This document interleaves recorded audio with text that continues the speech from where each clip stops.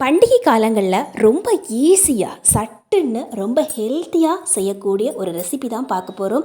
அதுவும் நம்ம வீட்டில் இருக்கக்கூடிய பொருட்கள் வச்சு நம்ம செஞ்சிடலாம். இதுக்காக நம்ம கடையிலேருந்து பொருள் வாங்கவே தேவையில்லை. இதுக்கு நம்ம என்ன பண்ணலாம் அப்படின்னா, ஒரு கடாயில் ஒரு ஸ்பூனுக்கு நெய் சேர்த்துக்கலாங்க. நெய் நல்லா உருகி வந்ததுக்கு அப்புறமா ஒரு கப் அளவுக்கு கோதுமை மாவு சேர்த்துக்கிறேங்க. இப்போது இந்த நெய்யிலேயே இதை நல்லா வறுத்து எடுத்துக்கலாங்க. இப்போ நம்ம இந்த மாதிரி நல்லா வறுக்கும் போதே என்னாகும் அப்படின்னா, லைட்டாக ஒரு ஸ்மெல் வர ஆரம்பிக்கும். நம்ம லோ ஃப்ளேமில் வச்சு தான் வறுக்கணும். நல்லா ஹை ஃப்ளேமில் வச்சு வறுத்துட்டு இருந்தோம் அப்படின்னா மாவு தீய ஆரம்பிக்கும். அதனால் லோ ஃப்ளேமில் வச்சு ஒரு 2 நிமிஷத்துக்கு வறுத்து எடுத்துக்கலாங்க. நம்ம கை வச்சு செக் பண்ணி பார்க்கலாம் மாவு சூடாக இருக்குதா அப்படின்னு. கை படுற அளவுக்கு மாவு சூடாயிடணும், அவ்வளோதான். இப்போ அப்படியே சட்டியை கீழே தூக்கி வச்சிடலாம். இப்போ மாவு நல்லா ஆறி போயிருக்குதுங்க. மாவு நல்லா ஆறி போனதுக்கு அப்புறமா ஒரு 4 ஸ்பூனுக்கு பால் பவுடர் சேர்த்துக்கலாங்க.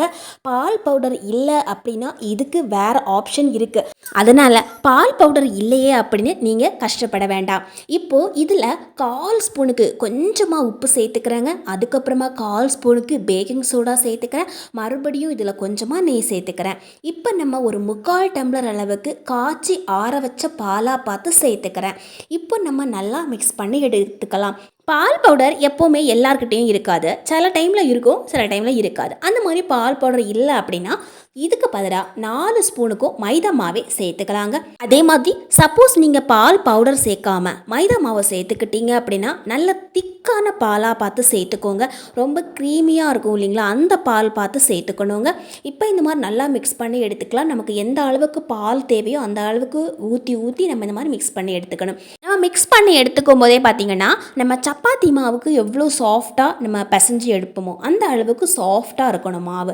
நம்ம கையில் வச்சு பரட்டினோம் அப்படின்னா இந்த மாதிரி உருண்டைகள் வரணும். உருண்டைகளில் கொஞ்சம் கூட வெடிப்புகளே இல்லாமல் வரணும். பாருங்கள், இந்த மாதிரி வருது பாருங்கள். இது பார்த்திங்கன்னா ஒரு முக்கியமான ஒரு டிப்ஸ் இது. இந்த வெடிப்புகள் வந்துச்சு அப்படின்னாவே கண்டிப்பாக நம்ம மறுபடியும் கொஞ்சம் பால் ஊற்றி மிக்ஸ் பண்ணி தாங்க எடுக்கணும். இப்போ மறுபடியும் நான் கொஞ்சம் பால் ஊற்றி இந்த மாதிரி மிக்ஸ் பண்ணி எடுத்துக்கிறேன். மாவு இன்னும் நல்லா சாஃப்ட் ஆகிடும். இப்போ மறுபடியும் நம்ம கொஞ்சமாக உருண்டை எடுத்து கையில் இந்த மாதிரி உருட்டி பார்க்கலாம் வெடிப்புகள் வருதா அப்படின்னு. இப்போ இந்த மாதிரி உருட்டி எடுத்து பார்க்கும்போது ப்ரெஸ் பண்ணி பார்க்கும்போது பார்த்திங்கன்னா வெடிப்புகள் கொஞ்சம் கூட வரல. அப்போ நம்ம கரெக்டாக மாவு பிசைஞ்சிருக்கிறோம் அப்படின்னு அர்த்தம். இதுதான் பார்த்திங்கன்னா முக்கியமான ஸ்டெப்ஸே இதில். இதை மட்டும் நம்ம தவறாமல் பண்ணிட்டோம் அப்படின்னா கடைசியில் நமக்கு ஒரு சூப்பரான ஒரு அசத்தலான ஒரு ரிசல்ட் வரும். நம்ம வீட்டில் இருக்கிறவங்களே பார்த்திங்கன்னா அதை பார்த்துட்டு நம்மளாம் பாராட்டுவாங்க. கடையிலேருந்து மாவு வாங்கி செஞ்சால் கூட இந்த அளவுக்கு சூப்பராக டேஸ்டியாக இருக்காது, ஆனால் வீட்டில் செஞ்சது இவ்வளோ டேஸ்ட்டாக இருக்கே எப்படி அப்படின்னு சொல்லிட்டு கேட்பாங்க. இப்போ பார்த்திங்கன்னா நம்ம பிசைஞ்சு ஒரு டிஃபன் பாக்ஸில் அடைச்சி வச்சுக்கலாம். ஒரு 10 நிமிஷத்துலேருந்து 20 நிமிஷம் வரைக்கும் இதுக்கு நம்ம கண்டிப்பாக டைம் கொடுத்துக்கணும். அது அப்படியே இருக்கட்டும். இந்த டைமில் நம்ம ஒரு பாத்திரம் எடுத்துக்கலாம். இந்த பாத்திரத்தில் 1/2 கப் அளவுக்கு சுகரோ அல்லது 1/2 கப் அளவுக்கு வெல்லமோ எது வேணால் சேர்த்துக்கலாம். நான் இன்றைக்கி சீனி சேர்த்துக்கிறேன். இதுக்கு பதிலாக நாட்டு சர்க்கரை, வெல்லம் இப்படி எது வேணால் சேர்த்துக்கலாம். நான் இன்றைக்கி 1 கப் அளவுக்கு சீனியும் 1 கப் அளவுக்கு தண்ணியும் சேர்த்து இந்த மாதிரி நல்லா கரைச்சி எடுத்துகிட்டு வந்திருக்கிறேன். இந்த மாதிரி கரையும் போதே நம்ம 2 ஏலக்காய் தட்டி போட்டோன்னா ரொம்ப வாசனையாக இருக்கும். இப்போ ஏலக்காவும் சேர்த்து நல்லா காஞ்சி வருது. அதே சமயத்தில் நம்ம போட்ட சீனியும் நல்லா கரைஞ்சி வந்துடுது பாருங்கள். இந்த மாதிரி நல்லா கரைஞ்சி வரணும். நமக்கு இது பார்த்திங்கன்னா ரொம்ப திக்காகணும் அப்படிங்கிற அவசியம் கிடையாது. நம்ம கையில் எடுத்து பார்க்கும்போது லைட்டாக நூல் மாதிரி வரும்னு சொல்லுவோம் இல்லைங்களா, ஒரு மாதிரி கையில் ஒட்டும், அந்த மாதிரி இருந்தாவே போதும். இந்த மாதிரி காயறது பார்த்திங்கன்னா 2 நிமிஷம் ஆகும், அவ்வளோதான். கொதித்து வந்தாவே ஒரு மாதிரி ஒட்ட ஆரம்பிக்கும். அந்த பதமே நமக்கு கரெக்டாக இருக்குங்க. இப்போ நம்ம ஏற்கனவே பிசைஞ்சு வச்ச இந்த மாவை பார்க்கலாம். நான் இந்த மாவை பிசைஞ்சு 10 நிமிஷத்துக்கு மேலே ஆயிடுச்சு. இப்போ இந்த டிஃபன் பாக்ஸை ஓப்பன் பண்ணி அந்த மாவு நான் வெளியே எடுக்கிறேன். கையில் கொஞ்சமாக எண்ணெய் தடவிக்கிறேன். எண்ணெயோ அல்லது நெய்யோ எது வேணால் அப்ளை பண்ணிக்கலாம். அப்ளை பண்ணிவிட்டு இதில் ஒரு சின்ன உருண்டை எடுத்து இந்த மாதிரி கையில் வச்சு உருட்டி எடுத்துக்கலாங்க. சின்ன சின்ன உருண்டைகளாக உருட்டி எடுத்துக்கலாம். நம்ம கடையில் வாங்குகிற மாவில் பார்த்திங்கன்னா அதிகமான மைதா மாவு தான் சேர்த்துப்பாங்க. நாம் இதை வீட்லேயே செய்கிறதால நமக்கு தகுந்த மாதிரி நம்ம கோதுமை மாவு சேர்த்துக்கலாம். அதே மாதிரி பால் பவுடர் சேர்த்து நல்லா ஹெல்த்தியாக வீட்டில் இருக்கிற குழந்தைகளுக்கு செஞ்சு கொடுத்துக்கலாம். இப்போ நமக்கு எந்த ஷேப்பில் வேணுமோ அந்த ஷேப்பில் நம்ம இந்த மாதிரி உருட்டி எடுத்துக்கலாங்க. கொஞ்சம் நீளமாக வேணும்னா நீளமாக உருட்டி எடுத்துக்கலாம், அல்லது ரவுண்ட் ஷேப்பில் வேணும்னா ரவுண்ட் ஷேப்பில் உருட்டி எடுத்துக்கலாம்.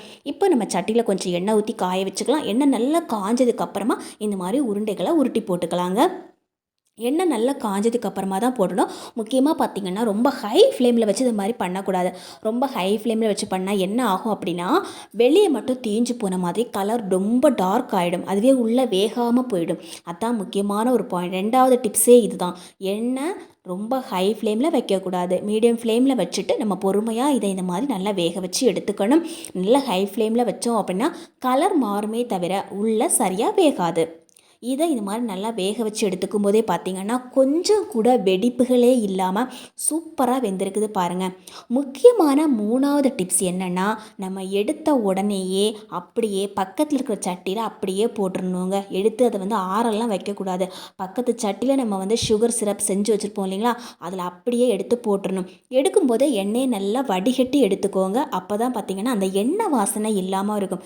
எடுத்து அப்படியே போட்டோன்னா அந்த சுகர் சிரப்பில் பார்த்திங்கன்னா ஒரு மாதிரி எண்ணெய் வாடை வர ஆரம்பிக்கும்.